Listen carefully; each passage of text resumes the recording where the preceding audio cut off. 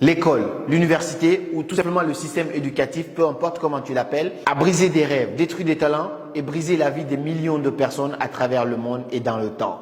Mais on ne se rend pas compte. Dans cette vidéo, je voulais partager avec toi 10 choses très importantes qu'on nous cache sur l'école, qu'on devrait tous savoir, mais que personne ne nous dit. Parce que je me rappelle une fois, quand j'étais petit, une dame était venue, c'était une journaliste dans mon école, pour demander à tous les enfants, tous les élèves, qu'est-ce qu'ils voulaient devenir quand ils seraient plus grands. Je me rappelle à l'époque que j'avais dit à la dame, je veux devenir ministre.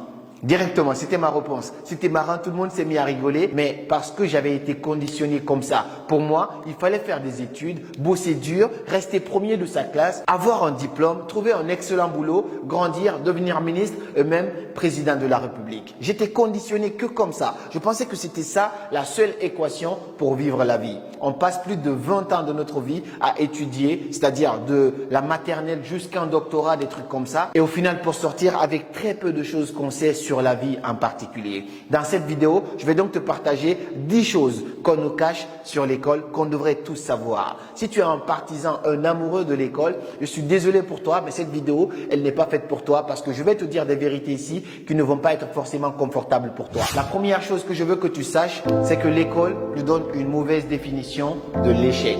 J'ai toujours pensé que échouer était une fatalité. Je regardais très mal ceux qui rataient leurs études, ceux qui redoublaient la salle, les classes, ainsi de suite, ceux qui rataient leur BEPC ou leur bac. Je voyais tout ça d'un air différent, d'un air très négatif parce que c'est ce qu'on m'avait toujours conditionné. On se bat pour avoir des notes, on étudie les cours juste pour comprendre qu'est-ce qui va venir à l'examen et au final, on essaie tout simplement d'éviter une chose, c'est l'échec. Si tu n'es pas prêt à échouer, c'est que tu n'es pas prêt à gagner. C'est ce qu'on aurait pu nous enseigner indirectement, mais l'école nous fait toujours croire, l'université nous fait toujours croire que si tu échoues, tu es nul. Il y a même des universités, quand tu échoues plus de 2 fois, tu n'es plus accepté, tu es rejeté partout. C'est vraiment dommage parce que récemment, j'ai ma petite sœur qui a échoué son BEPC. Elle pensait que sa vie allait s'écrouler. Elle était là triste. Moi, je l'avais promis des petits cadeaux. Elle était là triste pour ça. Je dis, écoute, je te ferai tes cadeaux. C'est pas parce que tu as échoué que je vais pas te faire des cadeaux. Là, c'est un enseignement supérieur pour toi. Tu as échoué. Peut-être que l'année prochaine,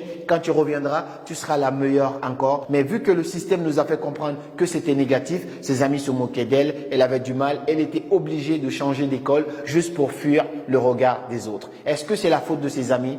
Absolument pas. C'est tout simplement le système éducatif qui nous a poussés à devenir comme ça. Donc maintenant, que tu sois encore dans les études ou pas, il faut que tu te débarrasses de cette croyance limitante. Il faut que tu sois prêt à prendre des risques. Le risque est proportionnel au gain. Si tu veux réussir, alors aussi tu es prêt à perdre. Et si tu perds, sache que c'est tout simplement un enseignement parce que comme je le dis et je le redis, l'échec n'existe pas. C'est juste une manière de retarder et de renforcer la réussite. Le deuxième plus gros problème de l'école, c'est la concurrence. En fait, l'école nous enseigne qu'on est toujours en concurrence avec les autres, avec le système de premier de la classe, deuxième de la classe, troisième de la classe. Ça a toujours été comme ça dans ma tête. Cette concurrence nous détruit au quotidien. On pense que la vie est une course de vitesse, alors que l'école et la vie n'ont absolument rien à voir. Ce n'est pas une course de vitesse. Aujourd'hui, j'ai compris tout simplement que je ne suis en concurrence qu'avec la personne que j'étais hier. Je ne me compare qu'à moi-même. Je me rappelle quand j'ai pris mon année de césure et que je me suis débarrassé de toutes ces croyances par rapport à l'échec, ouais, t'es pas en avance, ouais, t'es en retard, ouais, tes amis vont te laisser. J'ai moi-même pris une année de césure, c'est-à-dire j'ai pris une année de pause pour pouvoir me concentrer sur autre chose à côté. Et donc, à partir de ce moment-là, j'ai des amis qui vont dire, ouais, mais il est têtu, pourquoi il finit pas ses études? Parce qu'ils ont pris ça comme étant une course de vitesse. Je sais comment ils me regardent aujourd'hui parce qu'ils se disent, ah ouais, c'est vrai qu'il s'est fixé un objectif et il est quand même allé le chercher. Et c'est aussi différent de avoir des bonnes notes, avoir la meilleure note ou devenir directement le meilleur diplômé pour avoir le meilleur boulot. Ma perception par rapport à cela a totalement changé et je veux que tu changes ta vision par rapport à ça. Tu n'es pas en concurrence avec tes amis. C'est l'école qui te fait croire ça. Tu es en concurrence qu'avec toi-même. La personne que tu étais hier doit se regarder et se dire, ah ouais, il m'a dépassé aujourd'hui. C'est ça le plus important. La troisième chose qu'il faut savoir sur l'école, c'est que l'école ne nous enseigne pas les fondements de base de la vie. Les fondamentaux de la vie, l'école ne nous enseigne pas cela. Est-ce qu'on vous parle comment aimer à l'école? Est-ce qu'on vous parle comment gérer la peur? Est-ce qu'on vous parle comment avoir plus d'argent, comment devenir riche. Tout ce qui est essentiel à notre vie n'est pas enseigné à l'école. C'est pourquoi moi j'ai décidé de me lancer dans le développement personnel parce que je voulais partager ce qui n'était pas partagé à l'école, faire comprendre aux gens que tout ne se limite pas là, briser des croyances limitantes, faire comprendre que c'est pas parce que tu as échoué une fois que tu ne vas plus réussir dans la vie. Changer ces croyances-là, enseigner des fondements de base de la vie parce que tout ça nous est manqué à l'école. Qu'est-ce qu'on nous apprend? On a un système qui est là, qu'il faut suivre, que nos parents ont suivi, que nos grands-parents ont suivi, ainsi de suite. Il faut juste suivre ce schéma-là, finir, obtenir un boulot, travailler pour quelqu'un qui a décidé, lui, d'entreprendre et toi, tu as juste un salaire alors que ce n'est même pas proportionnel à 5% de ce que tu as produit. Donc, si on devrait améliorer les choses, il va falloir qu'on commence à enseigner des choses de base. Insérer des cours de développement personnel dans vos systèmes éducatifs. Moi, si un jour je construis une école ou une école de commerce ou une université, il faut qu'il y ait un prof basé spécialement sur le développement personnel. Un prof qui enseigne les fondamentaux de la vie. Comment aimer, comment apprendre à se donner de la force, comment surmonter l'échec, comment vaincre la peur, comment devenir plus riche. Il faut que tout ça soit enseigné à l'école et à l'université. Le système serait beaucoup plus complet et d'autres gens pourront penser autrement en dehors de la boîte. Le quatrième gros problème, celui-là, il est très fondamental, c'est que l'école nous pousse au conformisme. Regardez bien le système éducatif. Comment on nous éduque? Vous devez partir à la même heure, vous devez rentrer à la même heure, il y a une récréation, vous sortez tous ensemble. Si tu veux parler, il faut que tu demandes la permission au prof. Vous devez vous habiller de la même façon. Il y a tout un conformisme. On nous apprend à formater notre cerveau de ce qu'on appelle la liberté d'expression, la liberté d'être tout simplement soi-même et on est obligé de suivre la masse. C'est pourquoi même quand les gens ont 40 ans, 50 ans, vu qu'ils ont été éduqués comme ça à travers le système qu'on nous a imposé, ils n'osent pas penser en dehors de la boîte. Moi, je sais quand j'ai décidé de prendre une année de césure, quand j'ai dit que je voulais faire une pause pour pouvoir me concentrer sur mes business, qu'est-ce que les gens ont dit? Les gens disaient que j'étais têtu, je suis con, pourquoi je fais pas comme ça? Tout le monde a commencé à me juger, à me rejeter. Mais quand tu acceptes d'être différent, une fois que tu auras fait ce auquel toi tu crois vraiment, la chose à laquelle toi tu crois vraiment, ces gens-là qui te rejetaient, qui te jugeaient de fou, de con, vont venir te demander des conseils. Et c'est ça qui est génial. Donc, ose être différent. Si tu as une autre vision des choses, fais-le différemment parce que il fallait qu'il soit fou pour inventer l'ampoule électrique Thomas Edison. Il fallait qu'il soit fou pour inventer ce qu'on appelle l'ordinateur Microsoft Bill Gates. Il fallait qu'il soit fou pour pouvoir faire des découvertes incroyables, toutes ces grandes personnalités. Donc, toi, tu dois accepter d'être différent parce que si tu veux avoir ce que personne n'a jamais eu, tu dois oser faire ce que personne n'a jamais fait. Le cinquième gros problème de l'école, c'est que l'école ne nous laisse pas exploiter notre plein potentiel. Dans la classe où tu es aujourd'hui, dans la classe où tu as été, il y a des génies, il y a des inventeurs, il y a des artistes, il y a des musiciens, il y a tous les talents là-bas, il y a des footballeurs. Mais vu qu'on est tous dans un système qui ne nous laisse pas exploiter notre vrai talent, comment tu peux juger quelqu'un qui doit jouer au foot, tu le juges par sa capacité à avoir des bonnes notes en mathématiques? C'est pas normal, mais on est tous dans un même système, on est tous là comme des conformistes, et on nous juge tous de la même façon alors qu'on est tous des êtres humains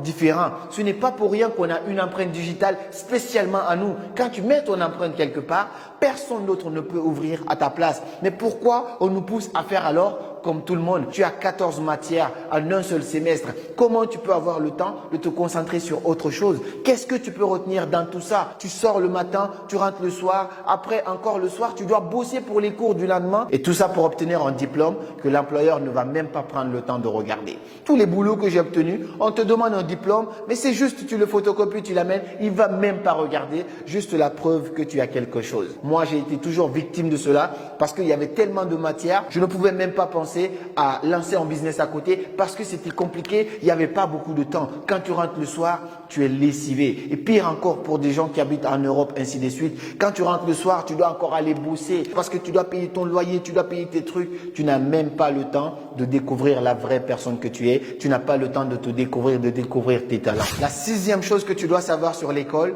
c'est que l'école n'est pas un système éducatif. C'est un système d'accumulation. Qu'est-ce qu'on fait? On te donne pas mal de matière. en un seul semestre pour que tu puisses accumuler tout ça. Tu accumules des savoirs, tu as tellement de matières. Tout ce que j'avais appris quand j'étais au collège, je me rappelle presque de rien. Juste des petits détails, la loi de Lavoisier, des petits trucs comme ça que je garde dans ma tête parce que ça, on m'a fait retenir plusieurs fois. C'est resté gravé dans ma tête. C'était tout simplement de l'accumulation d'informations. Ce n'est pas de l'éducation. L'éducation, c'est enseigner autrement. L'éducation, ce n'est pas te bombarder de matière juste pour que tu ne puisses pas penser à autre chose. Parce que le problème, quand on révise uniquement. Pourquoi? Pour les examens. On ne révise plus pour te dire oui, mais je pense que ça va me servir dans la vie. Donc on révise pourquoi? On révise juste pour avoir une bonne note aux examens. Quand les examens sont finis, c'est comme si on disait à notre cerveau, effacer et tout sort à nouveau pour pouvoir réapprendre de nouvelles choses. La septième chose que tu dois savoir sur l'école, c'est que le premier de l'école n'est pas forcément le premier de la vie. Je te le répète, le premier de l'école n'est pas forcément le premier de la vie. J'ai arrêté de penser cela le jour où j'ai vu le dernier de ma promotion à l'époque qui roulait dans une très belle voiture dont les affaires tournaient super bien pour lui, alors que ceux qui étaient devant en classe étaient toujours là, paumés, fauchés, ils n'avaient absolument rien. J'ai vu des premiers de l'école avec leur gros diplôme en train de labourer le champ. Ils n'ont pas de boulot, n'ont absolument rien obtenu. Donc être premier de l'école, c'est bien, je n'ai rien contre cela, mais ce n'est pas ce qui détermine forcément ton avenir. Tu peux être dernier de ta classe et réussir la vie parce que ton avenir n'est pas forcément collé sur les bancs. Tout le monde est là dans un même système, mais ce n'est pas fait pour tout le monde. Peut-être que celui que tu critiques aujourd'hui comme étant ton ami, tu dis qu'il est nul en classe, peut-être qu'il n'est juste pas fait pour ça, il est footballeur. Peut-être qu'il n'est juste pas fait pour ça, il est artiste. Peut-être qu'il n'est juste pas fait pour ça, il est peintre. Des trucs comme ça, il faut juste comprendre qu'on est tous différents et le fait de nous mettre tous dans un même panier ne permet pas de découvrir quelle est la personnalité de tout un chacun. La huitième vérité que je veux que tu saches, c'est que tout le monde est un génie. Comme le dit Albert Einstein, tout le monde est un génie. Mais à l'école, on nous fait croire quoi? Toi, tu es nul, tu es paresseux, tu es con, tu ne sers à rien juste parce que tu n'as pas eu de bonnes notes en classe. Albert Einstein, il a dit, tout le monde est un génie. Mais si vous jugez un poisson par sa capacité à grimper un arbre, il va croire toute sa vie qu'il est stupide. Mets-le dans l'eau et tu verras de quoi il est capable. Tout le monde est un génie. Mais si vous jugez Messi par sa capacité à avoir une bonne note en classe, c'est qu'il va croire toute sa vie qu'il est stupide.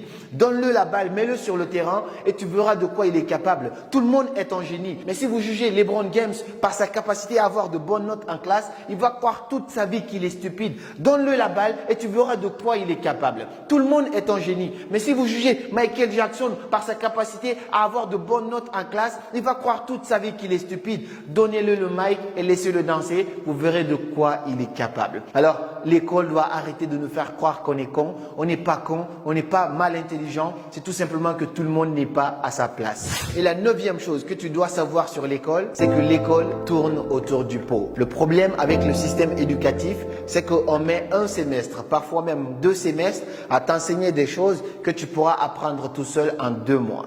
Le problème, c'est ça. J'ai eu des cours de communication en marketing, en master, qu'on a mis plus de 6 mois à nous enseigner. C'était vraiment des choses de base. Chaque semaine, le prof, il vient, il vous partage un truc parce qu'il y a plusieurs profs. Alors qu'en 2 mois, sur YouTube, j'ai appris plus de choses que l'école ne m'a enseigné par rapport à la communication en combien d'années. Rien qu'avec l'expérience, avec l'entrepreneuriat, la création d'entreprises, le business en ligne, les vidéos YouTube, j'ai appris en 2 ans, on va dire comme ça, plus de choses que j'ai appris toute ma vie à l'école. Donc, le système éducatif tourne autour du pot. Ce qu'on peut te donner directement comme ça, il faut qu'on aille jusqu'à par là. Ensuite, on part à Médine. Ensuite, on revient, on te le pose. Et même ça, on ne te pose pas tout, on te pose que la moitié. Et la 10e chose que je veux te partager dans cette vidéo, c'est un conseil. Ne reste pas seulement dans tes études. Apprends d'autres choses à côté.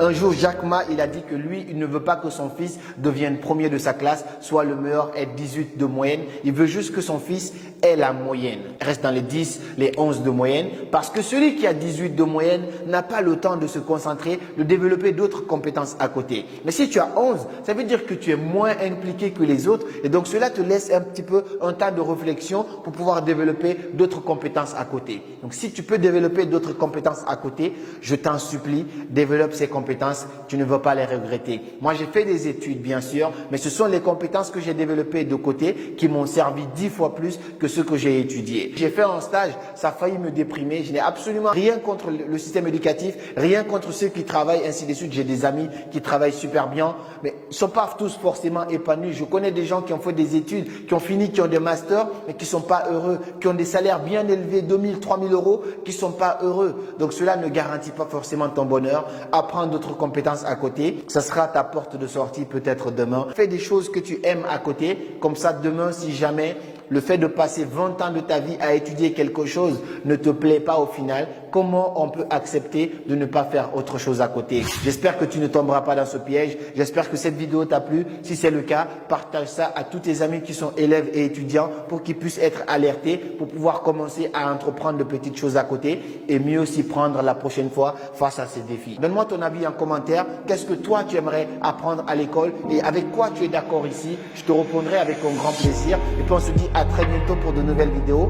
Comme toujours, c'était Karamo. Suivez vos rêves, ils connaissent le chemin.